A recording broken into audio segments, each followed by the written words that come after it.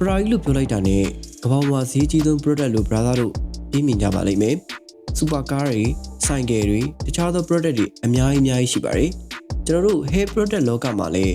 Ferrari နဲ့ collaborate လုပ်ထားတဲ့ clipper တစ်လုံးရှိပါတယ်။ဒီနေ့မှာတော့ Ferrari နဲ့ collaborate လုပ်ထားတဲ့ clipper အကြောင်း brother တို့ကိုကျွန်တော်ပြောပြပေးသွားမှာဖြစ်ပါတယ်။ Ferrari နဲ့ collaborate လုပ်ထားတဲ့ brand ကတော့ Baby Blade Pro ပါ။ဘလို့ထွက်ရှိထားလဲဆိုတော့ Baby Blade Pro Vola H2 နဲ့ Baby Blade Pro Vola H3 ဆိုပြီးတော့ clipper 2မျိုးထွက်ရှိထားပါတယ်။ clipper ရဲ့အရောင်တွေကကြတော့အမဲရောင်နဲ့ Ferrari ရဲ့ signature color ဖြစ်တဲ့အနီရောင်လိုပဲဖြစ်ပါတယ်။ဒီနေ့ကျွန်တော် brother တို့ကိုပြောပြပေးသွားမယ့် clipper ကတော့ Baby Blade Pro Vola H3 ပဲဖြစ်ပါတယ်။မိတ်ဆွေတို့အခုမြင်တွေ့နေရတဲ့ clipper ကတော့ Ferrari နဲ့ collaborate လုပ်ထားတဲ့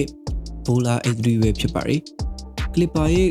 ကိုယ်တွေကိုပြုတ်ကြတာဒါမှမဟုတ်ရိုက်ချိုးမိတာကိုခံနိုင်ရရှိအောင်အကျန်းခံတဲ့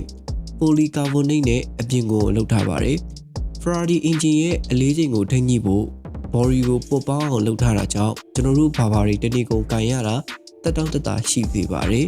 ။ economic grade အနေနဲ့ကင်တွယ်ရတာအဆင်ပြေအောင်လက်ဖွားနဲ့အန်ကိုင်းဖြစ်စေမဲ့ပုံစံမျိုး control shape ကိုထုတ်လုပ်ထားတာပဲဖြစ်ပါတယ်။ Vola A3 ရဲ့ blade ကိုတော့ Diamond Like Carbon လို့ခေါ်တဲ့ DNC blade ကိုအသုံးပြုပေးထားပါတယ်။ DNC blade နဲ့အုပ်ထားတဲ့အတွက်ကြောင့်မို့လို့ပုံမှန်ထက်ပိုပြီးတော့ခိုင်ပါတယ်အေးမြစေရဲ့ကြာညက်နေတော့မှဓာတ်သွားအရန်မပူလာတာက